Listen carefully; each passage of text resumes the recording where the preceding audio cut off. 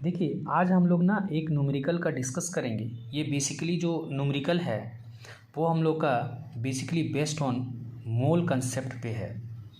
और इस न्यूमेरिकल में ना ये बताया गया, एक क्वेश्चन किया कि calculate the number of mole for the following 52 gram of helium atom. यानी 52 ग्राम में कितना नंबर ऑफ मोल हीलियम है, हीलियम एटम कितना, 52 ग्राम ऑफ हीलियम में कितना नंबर ऑफ मोल आएगा।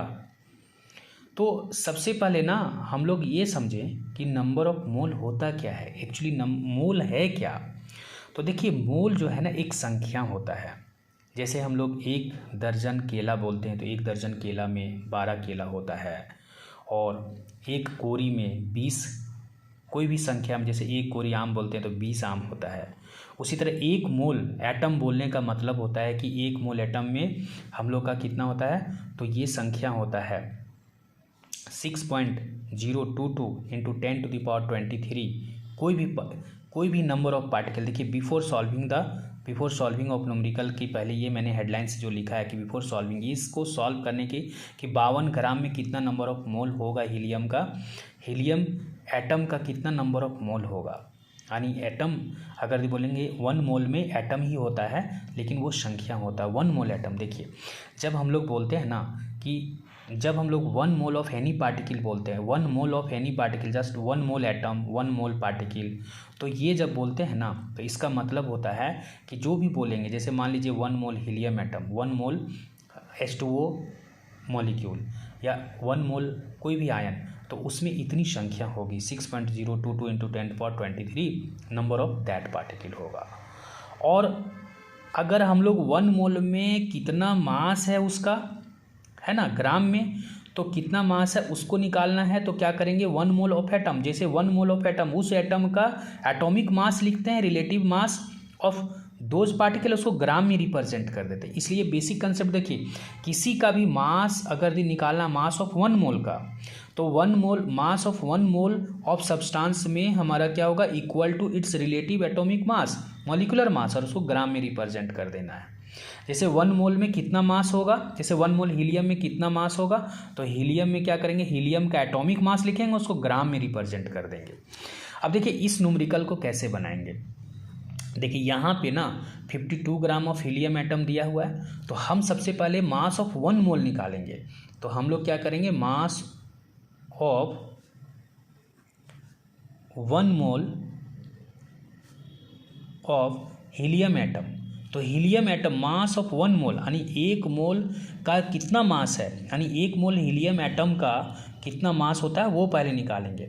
तो क्या होता है, हीलियम का जो एटॉमिक मास है वो लिखते हैं। एटॉमिक मास कितना होता है इसका, 4 होता है। इसको सिर्फ ग्राम में रिप्रेजेंट कर देंगे, तो मास of 1 mole of helium atom में 4 ग्राम होगा। अब देखिए इसको ना उलट देते हैं, जैसे ऐसे लिखते हैं, जैसे 4 ग्राम में हम लोग का 1 मोल मास है। देखिए ऐसे भी लिख सकते हैं, 1 मोल है तो 1 ग्राम में कितना हो जाएगा, तो 1/4 मोल हो जाएगा, ठीक है ना। और उसी तरह से यहाँ देखिए न्यूमेरिकल्स क्या दिया, 52 ग्राम ऑफ हीलियम में कितना नंबर ऑफ मोल है, तो यहाँ 52 ग्राम लिखेंगे। और 52 ग्राम में क्या हो जाएगा, 1/4 इंटू 52, तो ये हो जाएगा कितना, 13 जा, यानी 13 4 जा 52 होता है, 13 का टेबल से कैंसिल हो रहा है, तो यहाँ पे कितना हो जाएगा, 13 मोल आ जाएगा। देखिए एक यहाँ से ना एक फॉर्मूला भी आ रहा है कि नंबर ऑफ मोल हम लोग को निकालना है किसी का भी, तो क्या लिखेंगे, नंबर ऑफ मोल निकालने के लिए हम लोग क्या करेंगे, जो गिवन मास है वो लिख देंगे। और गिवन मास जैसे 52 दिया है और हमारा जो गिवन मास ये लिखना है। और उसके बाद हम लोग क्या करेंगे, जो मॉलिक्यूलर मास है ना, जो भी मोल मास है, मतलब कि एटॉमिक मास या मॉलिक्यूलर मास जो भी रहेगा वो हम लोग लिखेंगे मॉलिक्यूलर मास। चूँकि यहाँ पर ना हम लोग का एक एटम है तो यहाँ पर हम लोग एटॉमिक मास लिख देंगे, ठीक है, एटॉमिक मास लिख देंगे। तो इस तरह से ये हम लोग का न्यूमेरिकल सॉल्व हो जाएगा। अब देखिए इस कंसेप्ट, इस शॉर्टकट कंसेप्ट से ये हम लोग का निकल जाएगा। जैसे नंबर ऑफ मोल निकालना है तो गिवन मास कितना दिया था, given mass calculate the number of moles for the following, यानी हीलियम एटम, तो हीलियम में कितना नंबर ऑफ ग्राम कितना दिया, गिवन मास कितना दिया, 52 दिया हुआ है। और मॉलिक्यूलर मास एक हीलियम का कितना होता है, 4, तो ये आपका कैंसिल हो जाएगा 13 टाइम्स में, तो इसमें 13 मोल आ जाएगा, इतना नंबर ऑफ मोल हो जाएगा। तो ये हो गया इस न्यूमेरिकल का सॉल्यूशन। अब फिर देखिए दूसरा क्वेश्चन किया है ना कि 12.044 into 10⁻23 number of helium atom में कितना नंबर ऑफ मोल होगा। तो हम लोग क्या जानते हैं ना, हीलियम एटम का ये संख्या हम लोग को नहीं देखना है अभी फिलहाल। हम लोग को क्या करना है कि एक हीलियम एटम, एक मोल हीलियम एटम में कितना संख्या होता है वो अगर लिखें तो देखिए 1 मोल, या ऐसे समझते हैं इसको, ऐसे भी समझते हैं कि 6.022 इंटू 10⁻23 जो एवोगाड्रो नंबर है, जो इटालियन साइंटिस्ट थे, इन्होंने इस नंबर को प्रैक्टिकली निकाला है कि 6.022 इंटू 10⁻23 हीलियम एटम में हमारा कितना होगा, 1 मोल होगा। ये 1 मोल होगा, इतना एटम में 1 मोल होता है, यानी 1 मोल हीलियम एटम में, 1 मोल हीलियम एटम में इतना नंबर ऑफ हीलियम एटम होगा। जब 1 मोल लगा दिए तो इतना एटम होगा। तो एक एटम में कितना नंबर ऑफ मोल होगा, एक हीलियम एटम में, तो यहाँ पे हम लोग क्या करेंगे 6.022 इंटू 10⁻23 मोल आ जाएगा। अब यहाँ पे हम लोग का नंबर ऑफ पार्टिकल्स कितना है 12.044 इंटू 10⁻23। तो अब यहाँ पे हम लोग उसको लिखेंगे 12.044 इंटू 10⁻23 एटम में कितना मोल होगा। तो यहाँ पे क्या करेंगे 6.022 इंटू 10⁻23 इंटू 12.044 इंटू 10⁻23 लिखेंगे। तो देखिए यहाँ 10⁻23 कैंसिल हो जाएगा, ये 2 टाइम्स में रीड करने पर ये भी कैंसिल हो रहा है, यानी इतना नंबर ऑफ मोल कितना आ रहा है 2 मोल आ रहा है। यहाँ से ना एक फॉर्मूला भी आ गया। देखिए जो नंबर ऑफ मोल है, जो गिवन पार्टिकल है वो लिखना है और एवोगाड्रो नंबर लिख देना है। एवोगाड्रो, इसको एवोगाड्रो नंबर भी बोला जाता है। तो यहाँ पर हम लोग क्या करेंगे, जो गिवन पार्टिकल है उसको लिखेंगे, गिवन नंबर ऑफ पार्टिकल्स क्या दिया हुआ है, पार्टिकल्स वो लिख देंगे, और एवोगाड्रो नंबर, एवोगाड्रो, इसको एवोगाड्रो नंबर भी बोला जाता है ना। इस 6.022 इंटू 10⁻23 नंबर ऑफ पार्टिकल को एवोगाड्रो नंबर, तो इससे नंबर ऑफ मोल हम लोग का आ जाएगा।